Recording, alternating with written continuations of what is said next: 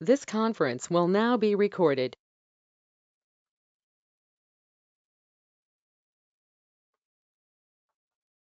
Yesterday, we were discussing about values, and also we were discussing about stateful set.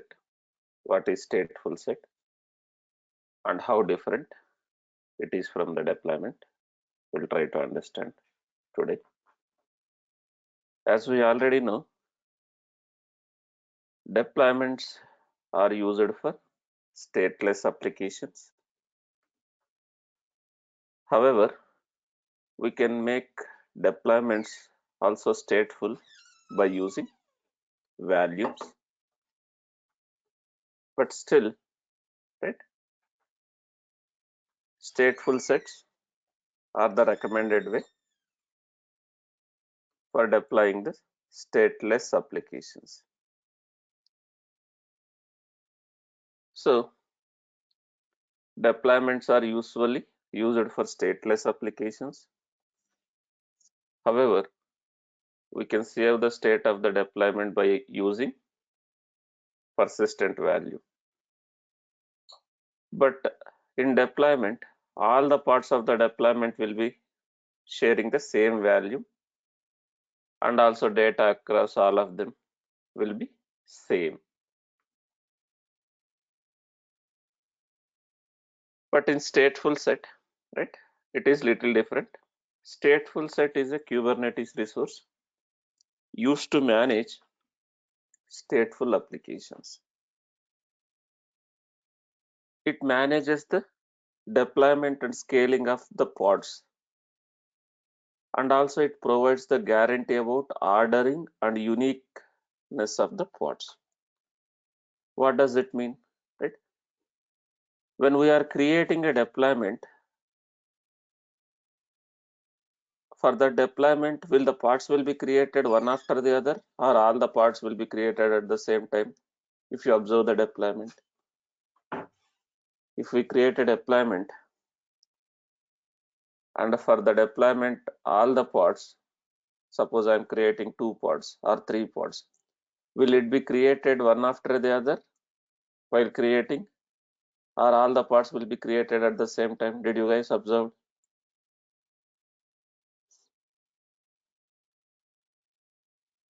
While creating, all the pods will be created at the same time of a deployment. But when it comes to the stateful set, it is not like that. First, it will create one pod. Once that is successfully up, then only it will create the another pod of the stateful set. Ordering, it will guarantee the ordering and uniqueness of the pods. Stateful set is also a controller. The stateful set itself will manage the pods, okay, and it will create a pod with unique naming conventions. The stateful set will create the pods with unique naming conventions. What does it mean? Suppose I am creating a stateful set with the name Mongo. Suppose I am creating a stateful set with the name Mongo, and I am creating 3 pods, 3 replicas. So it will follow the ordering and naming conventions. What does it mean? Pod names will be something like this. If stateful set name is Mongo, the pod name will be something like this, Mongo-0. Once this is in running state, ready state, then it will go and create a Mongo-1. Once this is ready, then it will go and create a Mongo-2, something like this. If this is my stateful set name, I am creating 3 replicas. It will follow the ordering and also the naming conventions. You will get a name something like this. Unique host names, unique pod names. every replica of a stateful set, I mean to say every part of the stateful set will have its own state. What does it mean? Every replica of a stateful set will have its own state. What does it mean? Each of the pod will be creating its own PVC. Each of the pod will be creating its own PVC. So stateful set, if I create a stateful set with the 3 replicas, it will create 3 pods and each having its own value and its own PVC. So if I create a stateful set with the 3 pods, 3 replicas, if I create a stateful set with the 3 pods, 3 replicas, so how many values we will be having in that case? And how many values we will be having in that case? If I create a stateful set with 3 pods, I mean to say 3 replicas,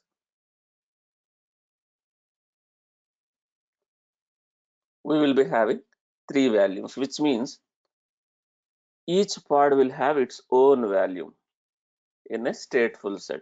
But when it comes to deployment, will it have like this? If I create a deployment with 3 replicas and if I am using values, will I have a 3 values or only one value for all the 3 pods of that deployment? Only one value, right? So, and again, it will have a unique value and unique networks. The network name, I mean to say the pod name, host name. We will get a unique names, pod names, right? So the most common way to run a databases and any stateful applications in Kubernetes, what is recommended? Basically, stateful set, stateful set. So yes, that's what I'm saying, right, Siddharth?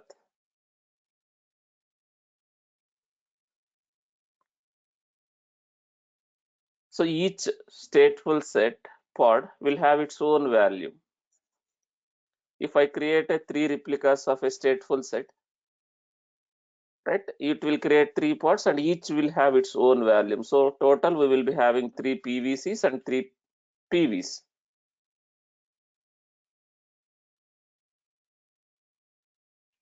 And using stateful set, basically each pod is guaranteed with same network identity. Each pod is guaranteed with same network identity and a disk across the restart. Even though pod is deleted and recreated, I will get the same name for the pod, same network identity, and the same disk, whatever disk it was using earlier. I mean to say whatever volume it was using earlier. So stateful set pods, if it is restarted or deleted and recreated, it will get a same network identity and same storage, even if it is rescheduled to a different physical machine. So that is how stateful set works, right? If you see here the diagram, if I create a stateful set with the 2 pods, right, each pod will have its own value and volume claim. Each pod will have its own value and volume claim. Now, stateful set provides stable unique network identifier. What does it mean? Stable and unique network identifier. Each pod in a stateful set will be given a host name, basically that is based on the your stateful set name and increment. Suppose if I create a stateful set with the name Mongo, if I create 3 pods, I will get a names Mongo 1, Mongo 2, Mongo 3. So this will be your pod names and also I can use it as a host names. If I want to communicate directly with those pods. The stateful set pods, I can use these names: Mongo 1, Mongo 2, Mongo 3. Unique stable network identifier. Right? You will get same names even if you restart your pods of a stateful set. Or even you delete and recreate, it will give a same name and same value. Stable network and stable storage. Each and every pod of a stateful set is given its own value. Right? So deleting or scaling down the pods will not automatically delete the values associated with that stateful set pods. Okay. So it will provide the ordering, as I already told. Pods for the stateful sets are created and bought online in order. When we are creating, it will create one after the other. So first, when I'm creating, it will create this pod. If I create 3 replicas, then this one, then this one. Suppose when we are deleting, will it delete again all the all the replicas at same time, or it will delete again one after the other? Creation, it,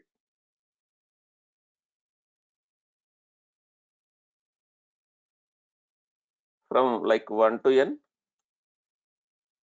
this way, in this order.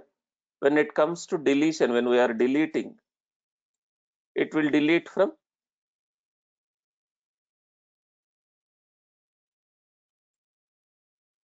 n to 1, reverse. I mean to say, when we delete the stateful set, it will delete in the reverse. First, it will delete this one, then it will delete this one, then it will delete this one.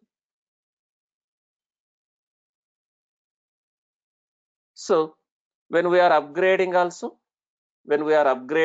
here itself, you understand, updates, right? Ordered and automated role updates. So stateful sets have the ability to handle upgrades in a rolling manner, rolling update, where it will shut down and rebuilds in the order it was created originally. So when we are updating, right, it will go in the order.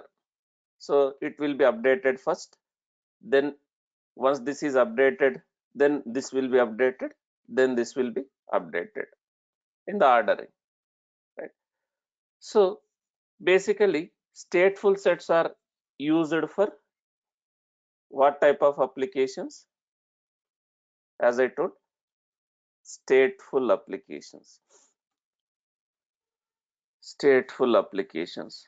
That stateful applications can be databases, cache softwares, or any other applications which will maintain the state. Can I call Jenkins also as a stateful application? If I want to run Jenkins also, I can create a stateful set. Stateful set. That is recommended but not mandatory. Okay. So there is a one more concept called headless service.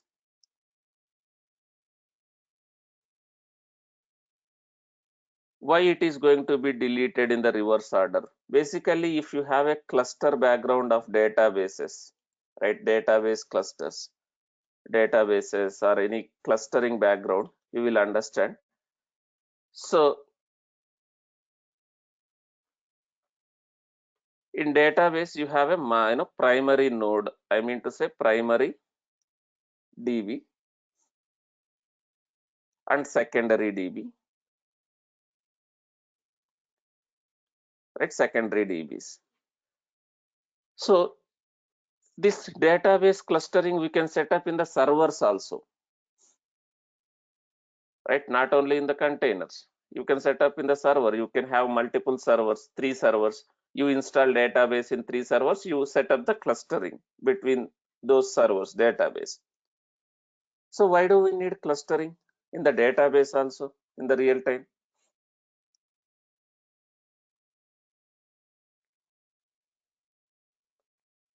In the database also, why you need multiple databases? for high availability of the database and performance, right? You need a better performance in the database. If you have a single database, right? If there are a lot of read and write operations are happening, will it able to handle single database? You will get a better performance? No, right? So that's why you will have a multiple databases, but there will be a primary DB, secondary DB. If you are a database admin, you can understand this concept, clustering, DB clusters. So primary is responsible for what? Primary database is responsible for write operations, and secondary will be used for read operations. Okay. So in this cluster, any write happens, it will happen via primary and secondary. And also, whether you set up in the cluster, whether I mean to say whether you set up as a servers, whether you set up as a pods in Kubernetes, each database will have its own storage. Then how data sync will happen? Suppose write is happening in the primary database.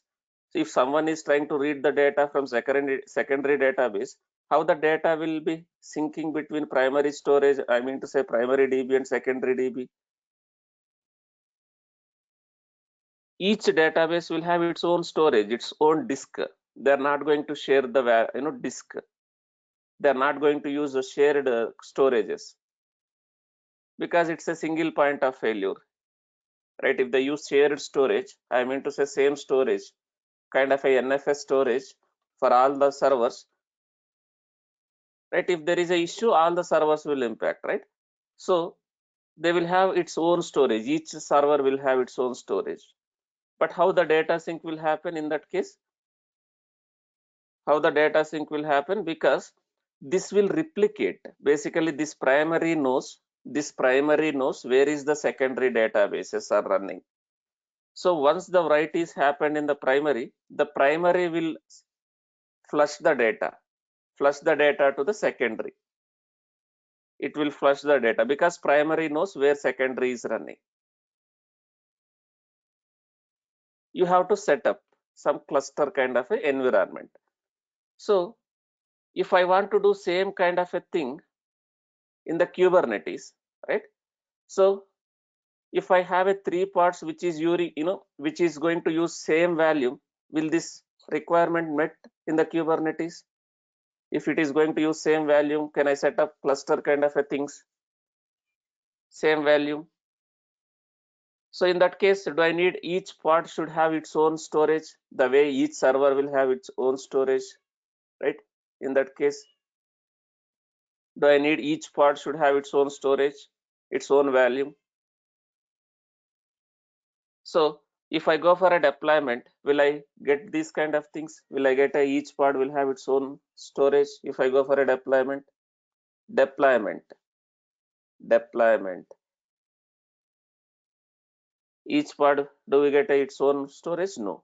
But when I go for a stateful set, will I get each pod will have its own value?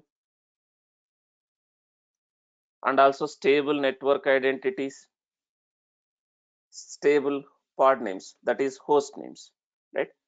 So first this will be set up, then this will be set up, then this will be set up. So while initializing, while creating this pod, right? Once this is ready, then it will create this one, it will create this one. Once this is ready, you can go and initiate a, once this is ready, you can go and set up the clustering database, Mongo database. You need to execute some Mongo commands so that if you are from a database background, you can understand how to set up. You can execute some Mongo commands and you can make this guy as a primary database. Guys, the way we set up the Kubernetes cluster in the servers, right? In one of the server, you execute some command which will initialize the master. Other two, you will join as a workers, right? Similarly, database clustering also, whether it's a server, whether it's a pod, in one of the pod, I can go and execute some Mongo database commands, which will initialize as a primary DB. And I can add these two pods using these pod names itself. because that is the network, unique network name, network identifier. So once I go inside this pod, I can add these two as a secondary.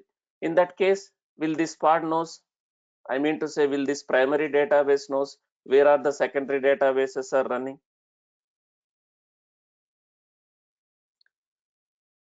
Right? In that case, it will flush the data.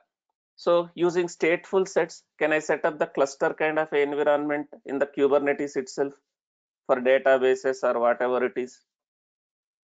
So that is where it is useful. That is where it is useful, the stateful set. Now, there is a one more concept called headless service. There is a one more concept called headless service. What type of services we discussed so far?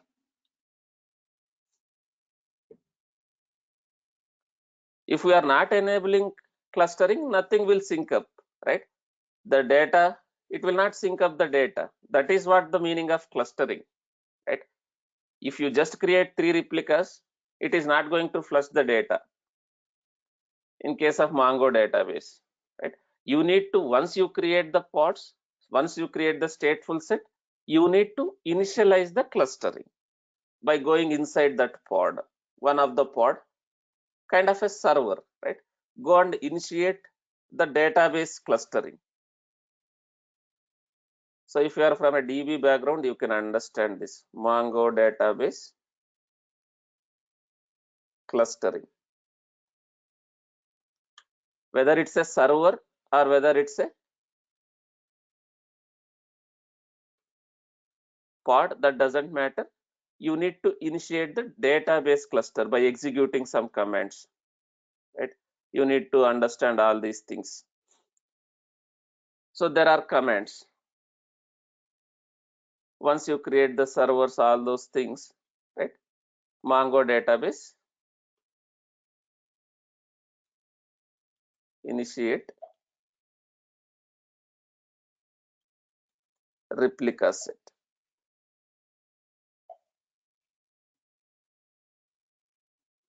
Data consistency between the pods, it will not happen, right? By default, it will not sync all the data. It will have its own data, but the software which you are running, that has to sync, right? In the database, Mongo database also, there is a concept called replication, Mongo database replication. So one of the pod, I mean to say, if you are using pods to run a database, in one of the pod, you execute this command, rs.initiate Mongo database. Go to the pod, you execute this command, rs.initiate. So this is like, it is going to initiate that primary. Then you add the secondary databases using that, the names. If I am using Mongo database as a stateful set, can I use the names? Will I get the guaranteed names, the pod names, basically the host names?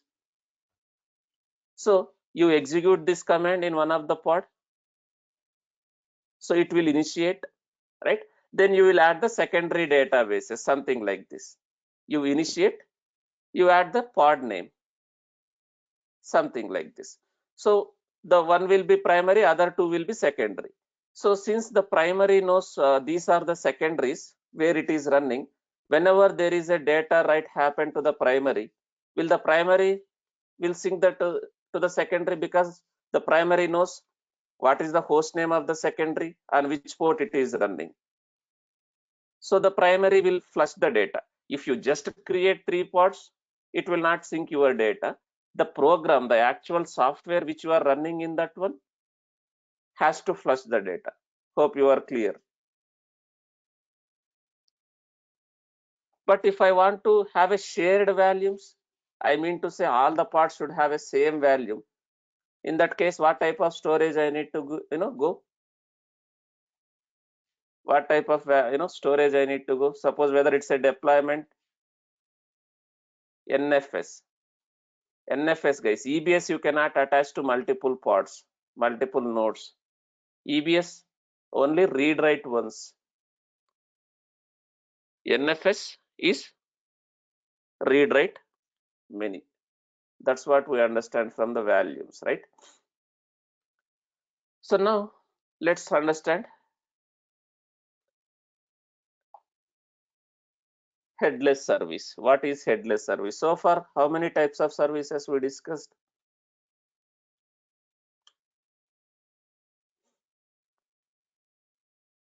We have a cluster IP service, we have a node port service, and there is a load balancer. We have not yet discussed what is this load balancer yet. We will discuss later. Now we have a one more service called headless. Guys, when it is a cluster kind of a databases, basically application will not connect via load balancer. It should not connect via load balancer. So application has to reach all the servers. Suppose you have a database servers. If you are from a development background, you can understand the connection strings of a database. So the connection strings will be something like this. Like if you are using servers, you have a multiple databases. So database, there should not be a load balancing. Application will not connect to the databases via load balancing if you have a multiple databases, primary and secondary. It will not use that the kind of a load balancing, because application may write the data, application may read the data. It should not go via load balancer. So we have to give all the details, something like this. But when it comes to database stateful set, can I give the stateful set names, that pod names, something like this? If I give a stateful set name as mango, will I get the ordering? Like, will I have a pod names with unique names, something like this?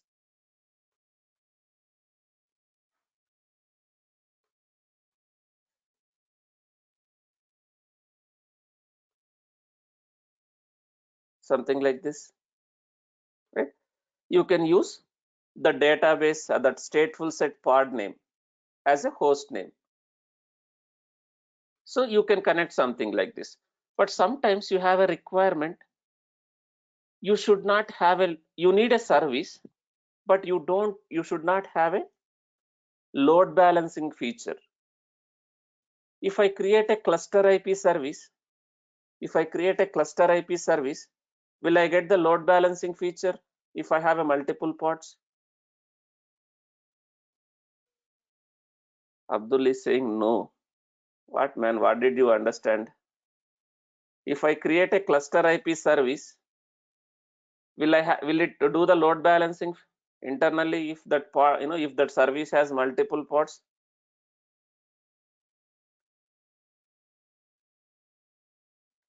But I need a service without load balancing.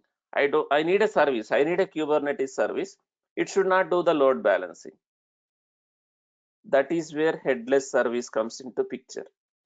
In Kubernetes, there is a one more service called headless service. In Kubernetes, there is a one more service called headless service. Sometimes in the interview, they will ask, what is headless service? Right? So you see, there is a headless service. Sometimes you don't need a load balancing, and that cluster IPs, that service IP. In this case, you can create a headless service, right? You can use headless service to communicate with your pods, but it will not do the load balancing. So for headless service, cluster IP is not allocated. You will not get that virtual IP address, that cluster IP address, but using that service name, you can reach the pod, whatever is available in that order, right? So here I can create a headless service. So for this kind of a stateful set, people will create a headless services without load balancing. So now let me create a stateful set. for the database. I'm not showing that cluster kind of a setup, guys. I'm not going to say, I'm not going to create 3 pods for a database. In one of the pod, I'll execute Mongo commands to initialize the master and how to add the master to the secondaries. That database DBS will have a knowledge, and again, it will take some time. So now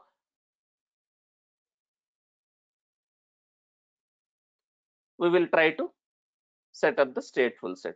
Can you briefly tell from your project where you use stateful set and headless service, right?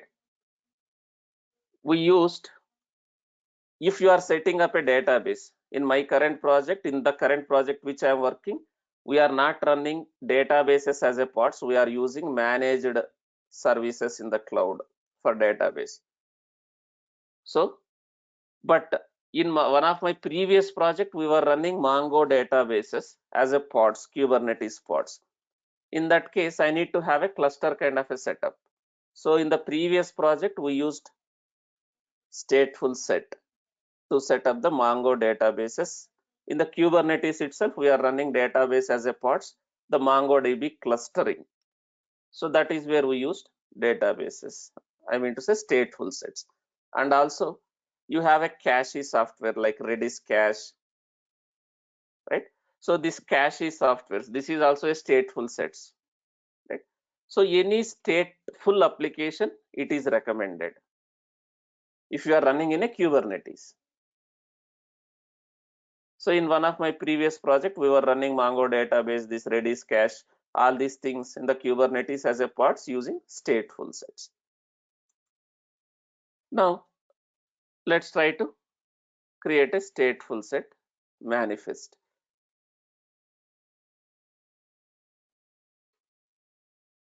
Now what is the API version for stateful set? How to create a headless service, right? Let me quickly show you the stateful set. It will be something like this.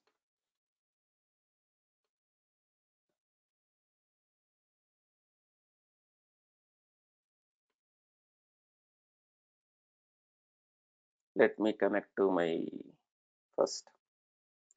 Let me connect to my server. So if you see, not this one.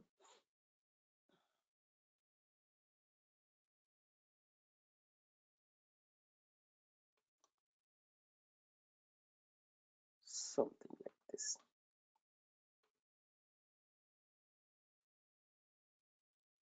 So I will explain what is what here.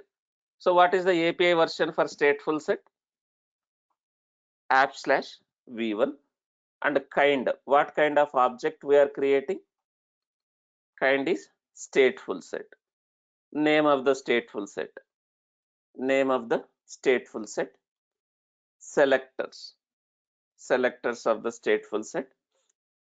Now if you understand, it is exactly same as deployment, but you see some difference here. While creating a stateful set itself, we are giving the name of the service. For this stateful set, what is the service name you are creating? So while creating a stateful set itself, you have to give the name for the service. So we are creating a service. If you see, earlier we had something like this: type node port, cluster IP, something like this. I can create these kind of services also, but your stateful set, if your stateful set requires a service which doesn't do the which it should not do the load balancing. In that case, can I create a cluster IP? I need to use service, but it should not do the load balancing. In that case, if I create a cluster IP service, will it meet that requirement? It will do the load balancing, right? So now if I do the node port also internally, it will have a cluster IP, right? That is where there is one service called headless. But how to create a headless service? This is how you are giving cluster IP none, cluster IP none. Wherever you see a service, something like this, cluster IP none, what does it mean? What type of service is that? That is a headless service. What is headless service? It's a service without load balancing internally. Okay. We are creating a service, we are giving the name for the service. Now exactly same as whatever you give as a deployment, the pod template. The pod template is same. But if you see here, what is something different here in the deployment or a replica set and here? So if we are using volumes in the deployment, how we are defining volumes? How did we define a volumes? We were using something like this. Volumes, just name of the volume, what type of volume, whether you are using persistent volume, that persistent volume claim, something like that in the deployment. But since it's a stateful set, each pod of a stateful set needs its own value. So in the stateful set, this is not the way we are defining the values. So it is something like this. Volume claim template. Volume claim templates. You are not creating a PVC separately. That PVC information, I mean to say the volume claim information, here itself you are giving. Because suppose I created 3 pods of a stateful set. Do I need each pod will require its own PVC? Right? So how it will work? Basically, if I create this one, using this information, it will create a PVC. It will create a PVC. And there should be a storage class configured. If using this information, it will create a PVC. If there is a storage class configured, will I get a volumes for those PVCs automatically?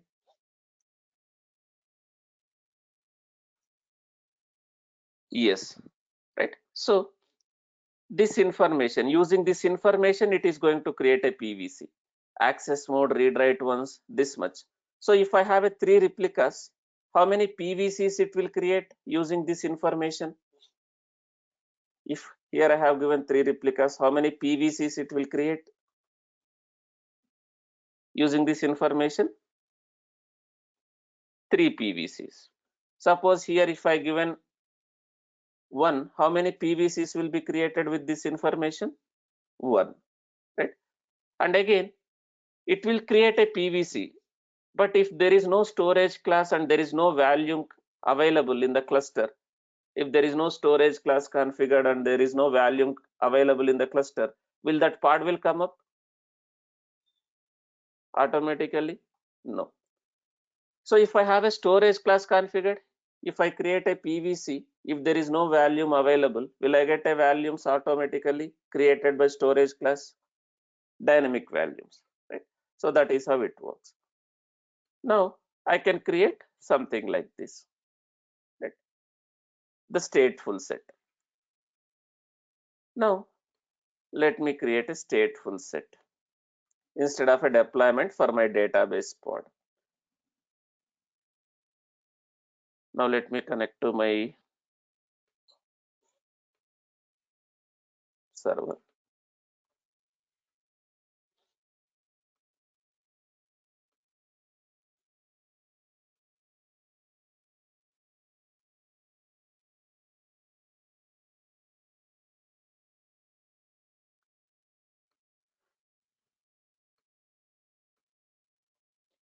Let me connect to that. Yes, Siddharth. Yesterday we configured the storage class, right? So that is one-time activity. You have a storage class. As a Kubernetes administrator, you configured a storage class. So that storage class is there in the cluster. So if you create a PVC, if there is no PV, it will create a value.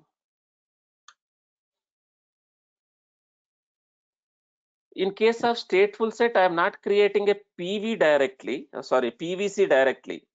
In case of a stateful set, I am not creating a PVC. Yesterday, when I am using as a deployment, did I created this object? If I need a value, did I created this object yesterday? When I was using as a deployment, did we created this value? Like this one, persistent value claim. When I was using yesterday, the same database part I'm running as a deployment. In that case, I used a persistent value claim. In deployments, you have to mention something like this: values, name of the value, and persistent value claim, your claim name. You created a claim, you mention that one. But now I am not creating PVC also in case of stateful set. I am not creating explicitly, but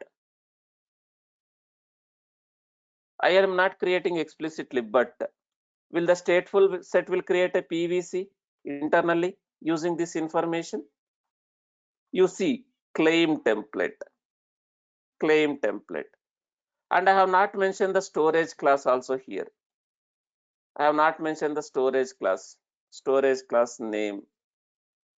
So I am not mentioning the storage class name.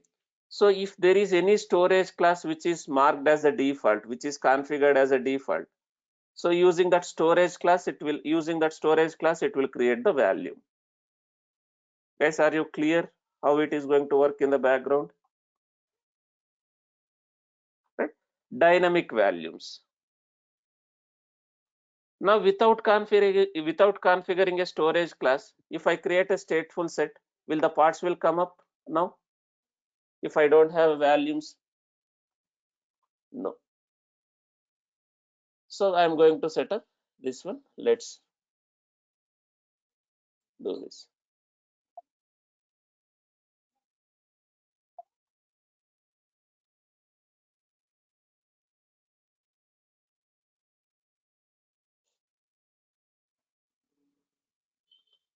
Now let me modify that YML. I don't want to run my database as a deployment in the Kubernetes. As of now, how I am running my database?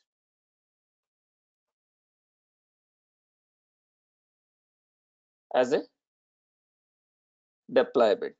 In case of deployment, will all the parts will use same storage, same replicas, same value, all the replicas? Now, when it comes to the database, right, it should not use the shared storage, right? Suppose, now let me show you the problem. Now here in my template, let me give replicas as 3. Now all the 3 parts will use the same storage, same value, or 2 or 3. Now let's try to deploy. Now I have only one part as of now for the deployment. There is no issue. Okay, let me apply that. Let me delete this because otherwise it may not work. Yesterday we faced a lot of issues while deploying applications, right? So let me remove this Jenkins deployment.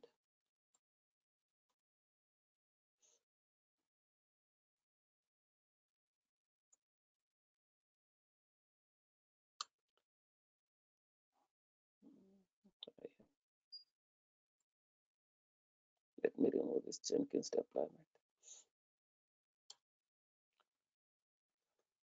Now let me apply this YML.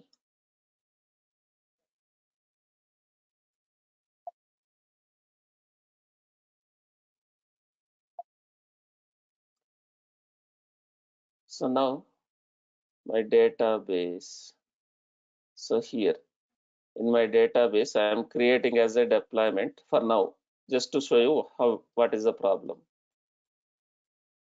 Replicas, I'm saying 3. Now I need a 3 databases. Since I'm using a deployment, does each part will get its own value? whether you use NFS. I'm going to use this one. So here I'm using PVC concept. Now let me mention in this YML, let me mention replicas as 3. Now if you see, let me apply this.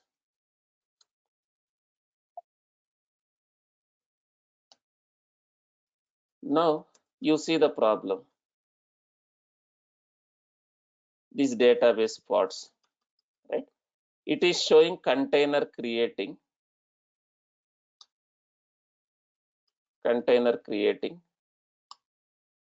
Why this went to crash loop backup? This went to crash loop backup. Why only one pod is running? Because all are sharing the same storage, right? So it will create some files and it will log that files, the database. Now if you see only one pod is running, why other pods are failed, right? You execute the logs, you see the logs, kubectl logs that pod name.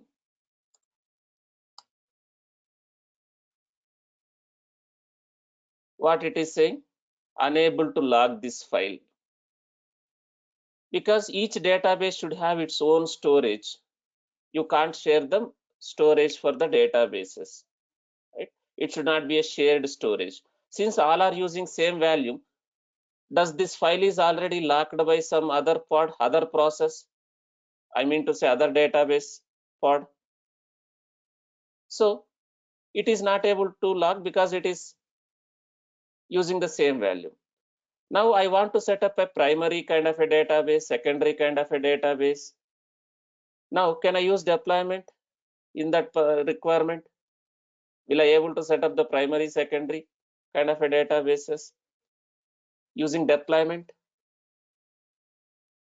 No, because all are sharing the same value.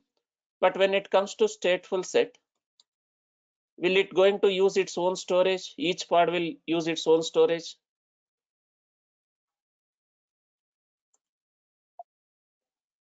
Now let me terminate this. Now each pod will use its own storage. So in that case, each pod will have its own volume, its own data. Now pods will come up. Then can I go and set up the cluster kind of a stuff?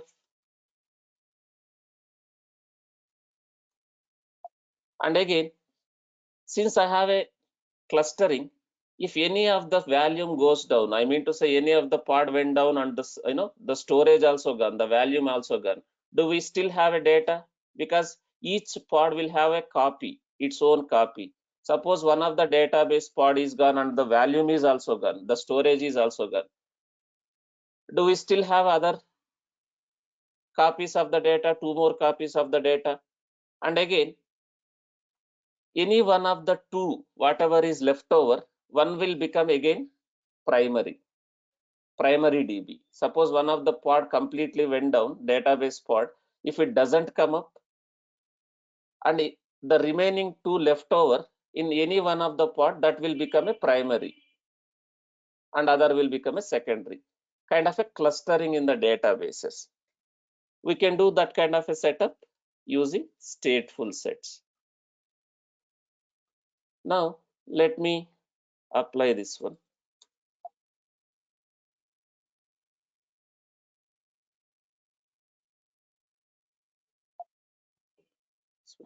MongoDB. So here for now I have given 3 replicas for Mongo. Now let me change it to stateful set. I don't want this as a deployment. So stateful set, something like this. Stateful set, single F, single L. Stateful set, Mongo. I'm giving stateful set name as Mongo. So in that case, what will be the pod names?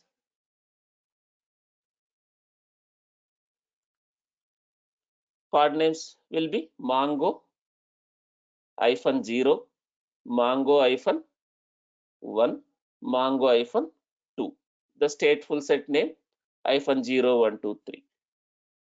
Then here I have given a stateful set, and also what needs to be given while creating a stateful set itself, you need to give a service name. This service no need to be a headless service. It no need to be, or it is not a mandatory to have a headless service, but we will use it as a headless service. Then 3 replicas. But for a stateful set, can I use volume something like this? Do I need to explicitly create a PVC for a stateful set? No. So we will not explicitly create a PVC. You will not also mention the volume something like this.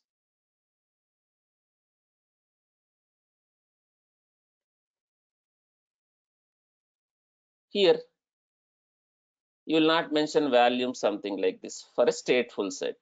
So here, instead of volumes, you are going to mention volume claim templates or template, this way. Volume claim templates, right? This way you will mention volume claim templates. Indentation should be proper. Volume claim template, and whatever name here you have given, the same name you need to give here. That is, again, you already know. Whatever name here you have given, right? The same name you are giving as a volume mount. Now, I want to create a headless service. In that case, how I need to do? How to create a headless service? I am creating a kind service. What needs to be given? Type as none, something like this. Type as none? No, don't get confused. Cluster IP none. Cluster IP, something like this. Cluster IP none. This way. Cluster IP none. Okay. So for Mongo database, right? Now I am creating this way. I am creating a stateful set. But before that, let me show you. Do I have a storage class configured? Do we have a storage class configured? We have a storage class configured. Now, this is created for previous applications. Now, I'm just creating a stateful set. Now, how many PVs and how many PVCs will be created since I have given 3 replicas? 3 PVs and 3 PVCs. Okay. Now, let me do the dry run. kubectl apply hyphen, that's Spring App MongoDB hyphen dry run equals to client. So there is some issue where in the stateful set, unknown field name claim volume claim templates in the part template. Okay, the indentation might be wrong. The indentation might be wrong, whatever indentation I have given. Yeah. So replicas also, I have given at wrong place. Can I give the replicas under part template? No. It is sibling. It should be sibling of templates. So replicas 3, and also this one.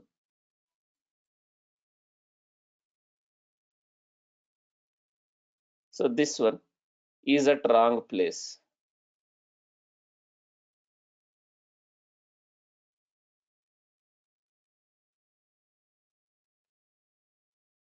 If you see here in the YML, you see the indentation, right? It should be sibling of template. It should not be a sibling of a spec. But when it comes to here, so I have at wrong place.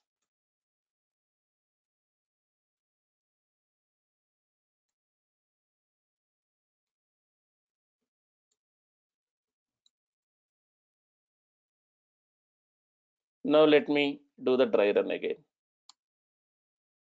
Line number 29, unexpected key.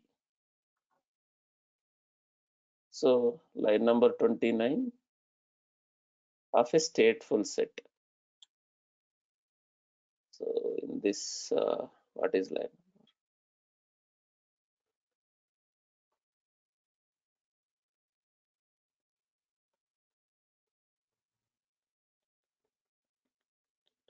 And we started to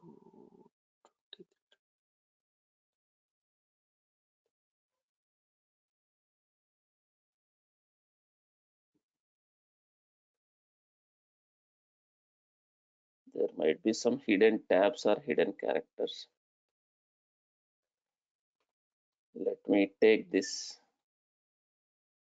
Guys, there is a validators, YML validators. You can validate if there is any hidden space or anything.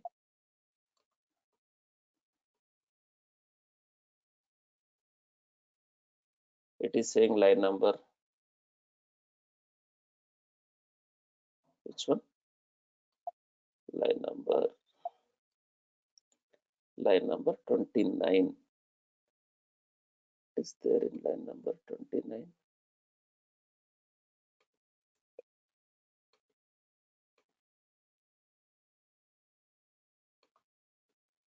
Let me validate.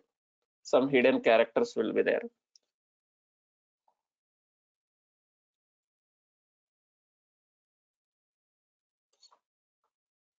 You have a lot of YML validators.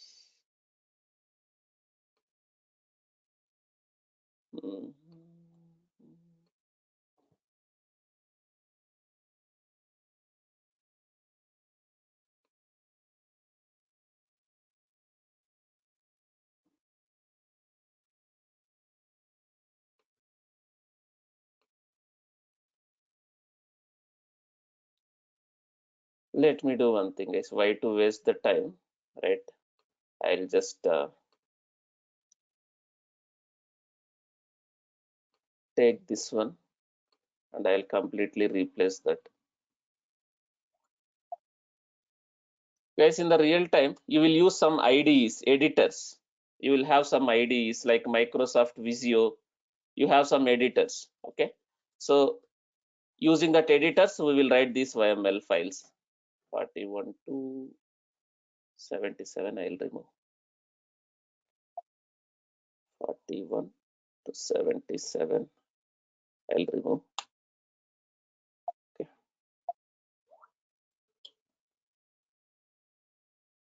So let me have this. Okay. And now I'll create 3 replicas. Let me do the dry run. Yeah. So there was some hidden space. I don't want to waste much time. Now let me apply.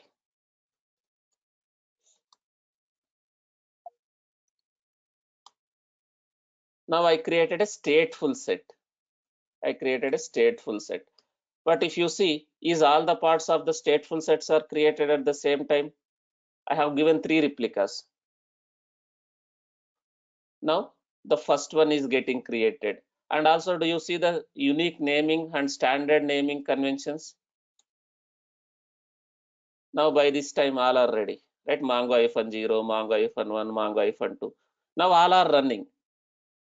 Because why all are running? Each pod will have its own volume, database volume. It is not shared, right? Now, does it mean, is it a cluster now? Database cluster, is these pods are kind of a cluster now? If I just create a stateful set with the 3 pods? No. Once the pods has been created, you need to go and do some kind of a setup. You need to initiate the master DB. Since it is running as a pod, can I go and execute Mongo commands in any of these pod to initialize the primary? And can I add these two as a secondary by going inside the pod? And even though pod is deleted, even though this is deleted, this pod is deleted, will I get the pod with same name and again same storage whatever it was using earlier? Do you get a same network identity and again same storage whatever it was using earlier? Yes. Okay, so that is how it works. And also if you see this service, why I am not able to see this IP address for this service? Why I am not able to see this IP address? So this, wherever you see a service with cluster IP as none, this is what type of service? This is what type of service? It will be a headless service. Okay. So this is how the stateful set works, right? If you want to set up kind of a databases clusters as a Kubernetes pods, then stateful set will be used. Now we'll understand next topic. Any questions on a stateful set, guys? Sometimes in the interview they'll ask what is stateful set and how different it is from deployment, and what type of application you will deploy as a stateful set, and what is headless service. You will get these kind of a questions. Any questions on stateful set?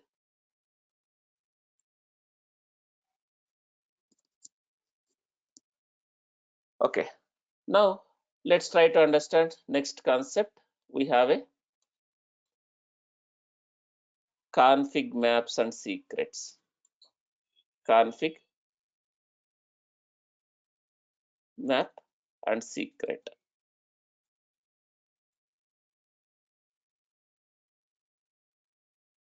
Not only for stateful sets, any application you want to talk to application pods without load balancing.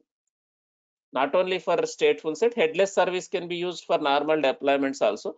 But if you have a requirement, you don't need a load balancing. You don't, you have to, talk to that directly without load balancing. But for normal applications, definitely you need a load balancing. Kind of a databases and some special pods, you need a service without load balancing.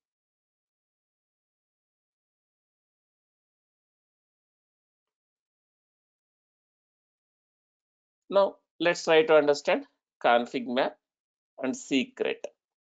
What is config map and what is secret? Guys, suppose you take any application, any container, developer also will have some role. Developer also has to follow some best practices. Is it recommended to hard code something which is going to be changed for environment to environment in the code? Is developer is recommended to hard code something, some properties like database usernames, passwords, or IP addresses, or host names, which is going to be changed or vary from environment to environment? Is it recommended to hard code? No. The developer is not recommended to hard code. He has to externalize. How can he externalize? So he can refer as an environment variable, correct? He can refer as an environment variable, or he can refer as, refer from some file. He can refer from some file. He can read the file. Like anyone from development background, they can understand, like, application.yaml file, application.property files you see in the code in the development, right? So he can read that key values from the property files, or he can refer as a environment variables, right? So the developer is already following, but when it comes to Kubernetes, how can we pass those environment variables?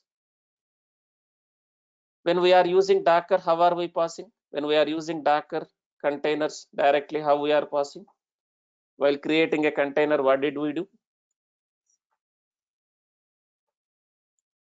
How we were passing?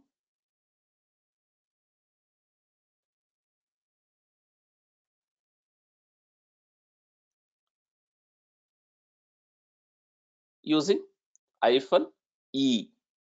In the command directly, we are using -e. In the compose file we were using, in the compose file we were mentioning as a environment, something like this. We were passing something like this in the compose file. Now in the Kubernetes, how we are passing? Something like this, environment variables, right? env. And also I am passing something like this directly. And can I use same manifest file for higher environments or different environments? If I do something like this directly, if I pass something like this, can I use same manifest for, same manifest for QA, same manifest for production? Will I able to use this manifest? Because these values may change for production. These values may change for QA. I can't use this one thing. And also we are going to maintain this one in the version control systems. Is it recommended to have a confidential informations in a human readable format in the version control systems? It is a security violation. It's a security breach. In that case, how can I manage these environments, variables, or some files which is environment specific? What concept we can use in Kubernetes? There is a concept called config, maps, and secrets. Okay. So config, map, and secret. What is config map? What is secret? So an application configuration will likely to change between the environments like staging, production, development environments, right? Like database usernames, passwords will vary from environment to environment. Like production will have a different value, credentials, development environment will have a different, staging will have a different. So Kubernetes allows you to provide configuration information to our applications, basically pods, via config maps and secret resources. The main difference between these two, right? The main difference between config maps and secrets is, right, the way pod stores or receive the information, right? Both config maps or secrets store the data as a key value pairs, key and value pairs. The major difference is secrets will be stored in a encoded format in the Kubernetes. It will encrypt and maintain the data in Kubernetes, secrets. But when it comes to config map, in a plain text, right? So if you have some critical information like a, keys, passwords, some service account details, in that case, again, which one is recommended, config map or secret? If you want to maintain some confidential information, again, even, right, we have a config map and secret. Confidential information has to be maintained as secret. Non-confidential information you can maintain as a config maps. Okay. So now let's try to see how to do that. Now I should not hard code. I don't want to hard code in my manifest. Now I need to externalize this one from my pods, my pod manifest. Now what can I do? Here you create a config map, you create a secret, whatever you want to do. I can create a config maps, I can create a secrets using commands or using YML also. API version, kind, metadata, and here you have a data, not spec. So if I want to create a config map, something like this, kind config map, API version for config map v1, metadata, name,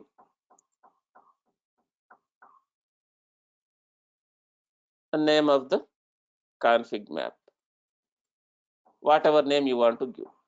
You can give data here. It can be a key value pair.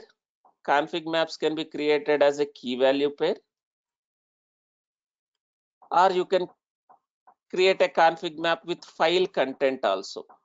File, you can do something like this. File contents also, you can have a file, some name, right, and all your file content, config maps can be created as a key value pairs and file content. But if I create a config map with file content, then how can I inject that file to my pod? How can I inject that file to my pod, right? If you remember, while discussing about volumes, did I told config maps also can be used as a volumes?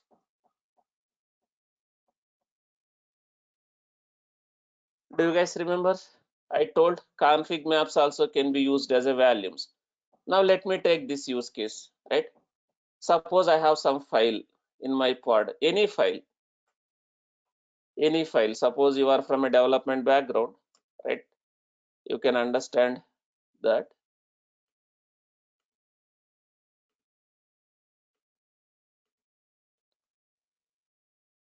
Now this is my pod. I have a Spring Boot application. Anyone from Java background? And again, Spring background here. This is my pod. Anyone from Java background? Anyone from development background? No? Okay, but let me give explanation. Suppose this is my application pod. I am running one Spring Boot application or Spring application. That application will read the properties from a properties file, something like this, application.properties or application.yaml, YML files, right? So it is part of your pod, let's assume, some directory. That code is reading that property file. Now, how can I inject this content dynamically? Can I create a config map with this file content? Can I create a config map with this file content?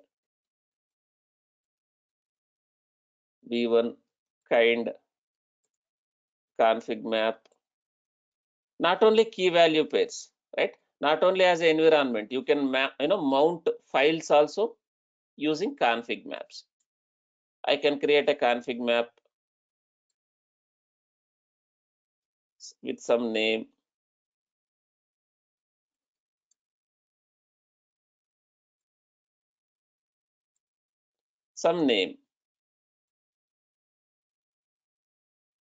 Then data, the file, something like this. If I want to inject file dynamically to my pod, right, this file name and whatever contents of that file, the content, whatever you want to have, that file content,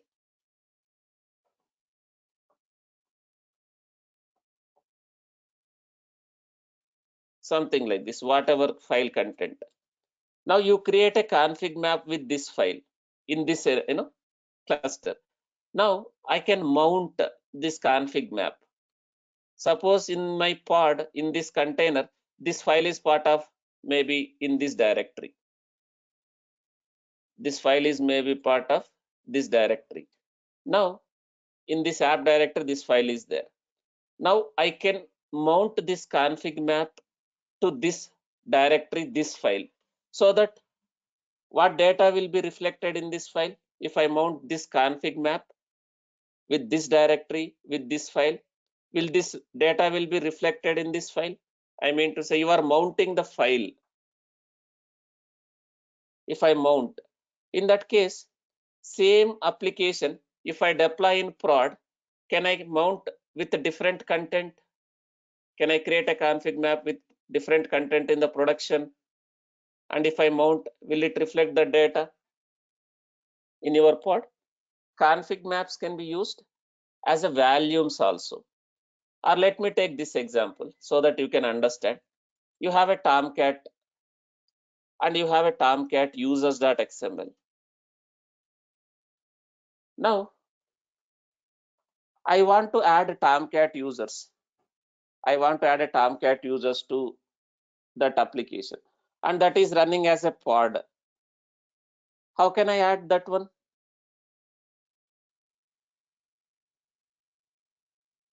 Can I use this config map concept instead of going inside the pod? If I add, if the pod is deleted and recreated, again, do you have what, whatever changes you have done directly inside? If you do that way, if you go inside the pod and if you do some changes, will it be there once it is deleted and recreated? No. Now, in Kubernetes, can I do this way? I'll create a config map with file content. Here I will have that Tomcat, all that XML content, the Tomcat users content, that XML content.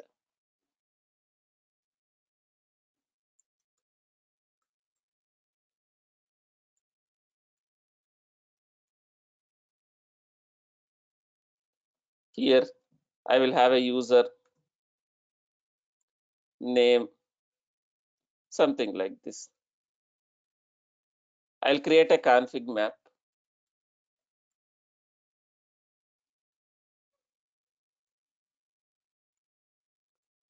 Now I created a config map and I can mount the config map, this config map as a value to this file, this directory. Suppose the Tomcat is running, Tomcat, this user file is part of your, it is part of this directory. Let's assume conf, right? In my pod manifest, I can use values, name, some name,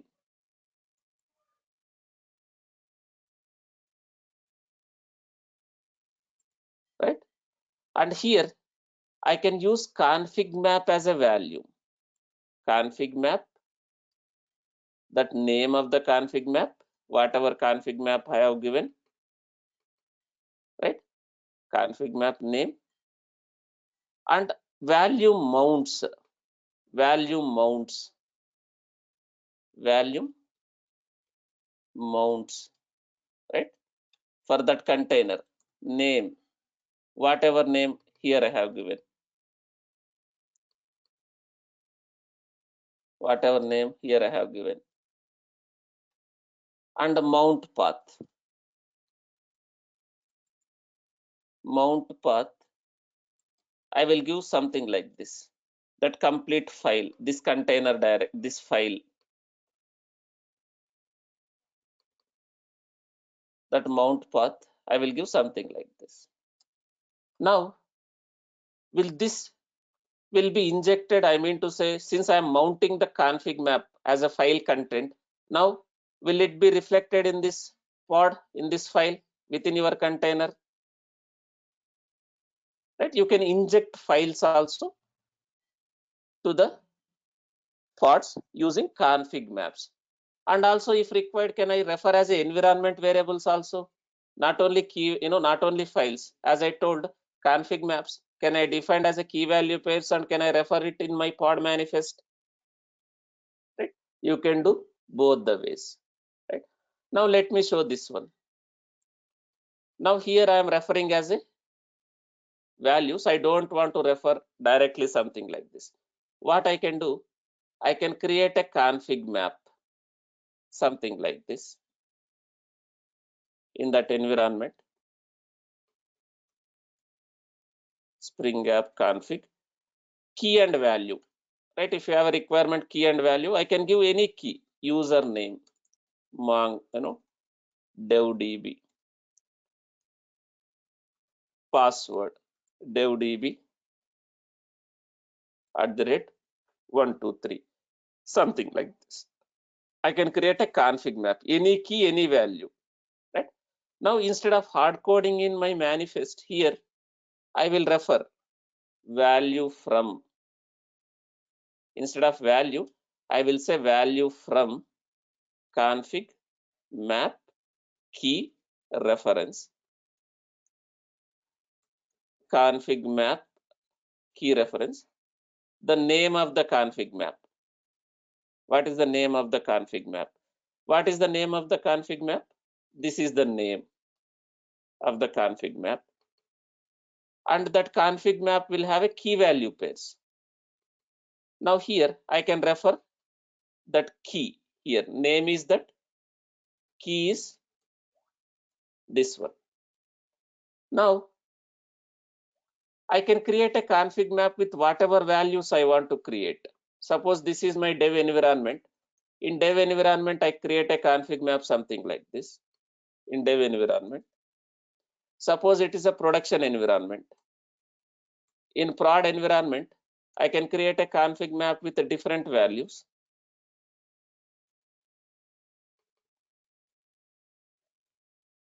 But did I hard coded those things in my manifest, or I am referring from the config maps? Referring, right? Suppose this is the config map created in prod. Will it take this value and this value wherever I am referring here? Suppose this is my config map created in dev environment. Is it going to use these values? Now, are we able to externalize configurations from pod manifest? I mean to say that environment variables or whatever it is. Now I can refer a config map, something like this. And also the config map, I can create using command, or I can create using YML also, right? But again, if I create a config map, these values will be maintained in the Kubernetes. In which format? Kubernetes will maintain this data in the Kubernetes. Where exactly this data will be maintained? All the Kubernetes information is part of etcd. In which format config map data will be maintained? In a normal text format, human readable. So if I describe config maps, will I able to see what is the data in your config map if I describe the config map? But if I have some confidential information like a passwords, if I have confidential information, what is the recommended way to maintain that information in Kubernetes? Using config map or secret? You create a secret. You create a secrets, right? So you create a secret and refer that secret. The way we are creating a config map, similarly you can create a secret. Instead of config map, you can create a secret. You don't want to maintain that information, password, as a config map. In that case, you refer it as a, you create as a secret. But if I describe the secret, will I able to see what is there in that secret in the Kubernetes? No, it will be in a encoded format. Now I create a secret, but in my pod manifest, now can I refer that as a secret? Something like this, value from secret key reference, name of the secret. What is the name of the secret? Whatever I have created, this secret name. Then key. What is the key from that secret? The key is this one. Here also I am not hard coding. And in the Kubernetes also, it is going to maintain as a confidential information. If I describe the secret, I can't see what is there in that one. As a key value pairs also, you can refer something like this. And if required, I can mount it as a volumes also. I can create a config maps or secret with file content itself, and I can inject that file to the pod as a value. I can inject that file to the pods, I mean to say containers, as a values. Right? So this is a, we will use config maps and secrets. Sometimes in the interview, they'll ask one question: how do we maintain confidential information in Kubernetes? How do we maintain confidential information in Kubernetes? And what concept we will use? By using secrets. Confidential information, secret. Only secret, confidential information. Non-confidential information, we can maintain as a config maps. Now, I am referring this way. Can I deploy same manifest in all the environments by creating a config map with the different values in the respective clusters and secrets? Suppose production, I will create a config map with a different value. Dev, I will create a config map with a different value. Do I need to modify anything in my manifest based on the environment if I use config maps and secrets concept? No, not required. So that is how you can use config maps and secrets. So tomorrow we will deploy by creating a config maps and secrets. We'll continue tomorrow. Tomorrow we'll continue on config maps and secrets. And also there is a one more important concept, liveness probes and readiness probes. Guys, this config maps and secrets, can I use with any Kubernetes resource like a pod, deployment, replica set, stateful set, or daemon set? Or is it specific to only any specific object? No. This config maps and secrets concept you can use in any Kubernetes resource. Basically, where are you referring? In your containers only, right? In the containers, your pod templates, right? You are referring that config maps and secrets in your pod templates, right? So this you can use for any Kubernetes object like a deployment, stateful set, or daemon set.